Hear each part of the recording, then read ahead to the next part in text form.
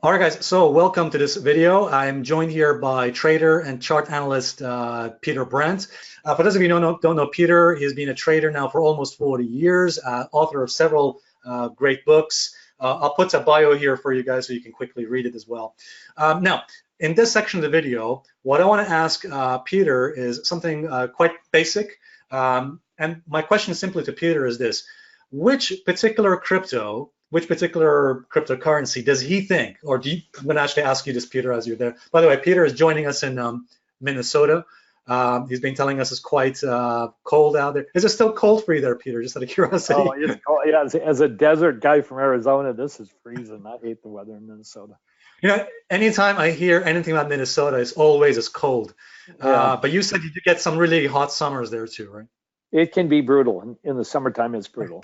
So my question, Peter, is this. I noticed a tweet of yours. I don't know, was it a tweet or something you said? I think it was recent. And you said the cryptocurrency story is about Bitcoin, not about the other cryptocurrencies. Now, just to let you know, guys, that is Peter's point of view, and he's entitled to it. But I want to know what is his reason for it, and want to know what is your justification for that. So is it my understanding, Peter, that you think that the cryptocurrency movement, in other words, the cryptocurrency narrative and the story, is really about Bitcoin, and we should be focusing on Bitcoin, not so much on the other cryptocurrencies and altcoins like Ethereum, Litecoin, or although I noticed you mentioned in this webinar we did that you do kind of pay attention to Ethereum, but you don't really care much about the other cryptocurrencies, altcoins, like presumably that would be Ripple and, you know, like, well, I don't want to mention them, but the other altcoins. But you think this is more about Bitcoin, not the other guys. Did I get it right or did I get it wrong? Yeah, What's your point? I think you did. And of course, you know, there's a lot of people have their pet coins, and they totally believe in the story and the narrative behind these coins. And I don't want to be in an argument over the various narratives about some of these other coins. And you know, they certainly have sound stories to tell, but you know, ultimately, you know what? I don't know how many coins we're up to now, 1,500 coins or whatever. I think 99% of them end up worthless at least, and that's in the best. That's in the best scenario. So you actually think that 99% perhaps of the altcoins out there potentially could be worthless? Oh, I absolutely do, and that could be a low estimate. And so, you know, I don't know. Last I checked, there's over 100 exchanges. I think there's going to be some really bad stories to be told on that. You know, there's some real hurt that's going to happen out with some of these exchanges. And there's some foundational structural problems in the crypto industry. But you know, ultimately, Bitcoin is going to be the legacy coin. And on some of this, I have not taken upon myself to become an expert in the underlying fundamentals. Rather, I rely on people who I think are really, really smart people and understand this, and I take some guidance from them. But it's just like in the world of fiat currencies. Ultimately, the dollar can go up, the dollar can go down, the euro currency can go up, it can go down, the yen can go up and go down. You remove the US dollar from global finance and the world seizes up. Yeah. The US dollar lubricates the world of global finance and commerce. It is the driver. Global commerce as we know it doesn't exist without the US dollar. And I think eventually the same thing can be told among all these cryptocurrencies. It is Bitcoin that will be the glue that'll keep it all together. And so, you know, why do I want to risk being in a coin that's going to be among the 99.9%ers when I can be in a coin? And like I even said, I told you earlier, I think there's a 50% chance that Bitcoin becomes worthless. And so you start playing with the numbers, and there's no probability for me to be in any of the other coins. I want to be in the coin that I believe has the.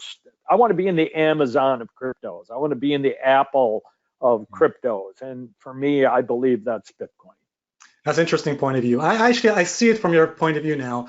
I understand what you're saying. So essentially, you see Bitcoin as being the real deal, if you want to call it that, and the other ones are well, we don't want to name them, but the other ones may just be, who knows. You think the real deal is Bitcoin, that has the potential future for it. In other words, that Yep. if the future of cryptocurrency is something, you think it's Bitcoin. Yeah, no, for active in and out traders that are really, this is their livelihood. Yeah, there's going to be times when the return is going to come from a swing trade over a 2 or 3 week period and something else, and that's fine. I don't argue against that, but I'm just thinking in terms of long term. If you could roll back the clock and invest in only one online retailer, who would it be? If you could invest Right. in one computer manufacturer, maybe two, Microsoft, you might want to throw that one in, but who would it be? And so Yeah. that's my only thinking is, if that's the case, and even if I'm a trader that's just not a buy and hold trader, I want to be a trader that's buying in and out of the trend that long term is going to be the strongest, most sustainable trend.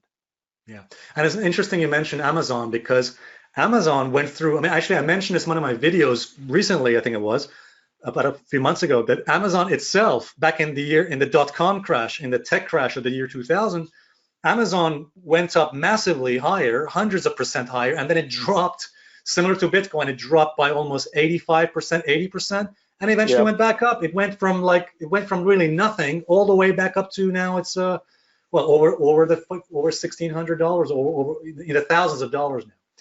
So, I always say to people who say, well, Bitcoin can never go back up. Well, I say, well, look what happened to Amazon. And I want to ask you this, Peter. People often say, well, you cannot compare Amazon to Bitcoin. And then they have a point. They say Amazon has a real business, real structure. They say, well, Bitcoin, there is no business. It's just a currency. How would you answer that question? How would you answer the kind of objection? Well, I mean, Bitcoin is a method of settling, potentially a method of settling international global commerce transactions. It is a means of storing wealth. And so, I look at it as something that's like the old gold standard. Gold was the underlier of fiat currencies, or back then it wasn't fiat currencies, but it insured currencies. I look at Bitcoin as having a utility that some of the other coins, I'll just say it, some of the make-believers, some of the pretenders don't have. So sure, that's my interest. But even then, for me, cryptocurrency trading really only occupies about maybe 10% of the trades that I do during the course of a year. So, it certainly is something I'm interested in, but it is one of a number. For me, there's nothing special about cryptocurrencies or Bitcoins. In my opinion, I could as well be trading oats or tapioca out of Indonesia. But I think that there's some compelling reasons to be interested in especially Bitcoin in this day and age. So guys, thanks very much. And by the way, before I finish this section of the video, I just want to mention that I personally have a few of my own favorite cryptos. I don't necessarily think, I agree with Peter, I have no idea whether these other cryptos are going to go anywhere or going to be the future. But I have a little bit of a liking for maybe like Dash. Maybe I keep an eye on it, and maybe another one out there as well. But I do certainly understand what, I do agree with Peter that I think Bitcoin is the one that we need to watch. And actually, guys, let me know what you think. And I really would appreciate your own comments about that. So let us know. And guys, make sure you check out Peter's website, which is peterlbrandt.com. I'll put it for you on the screen later in the editing. And so peterlbrandt.com, and Twitter, join his Twitter as well, @PeterLBrandt. Thanks very much, guys, and I'll see you guys in the next video. By the way, guys, make sure you join us for the full interview with Peter.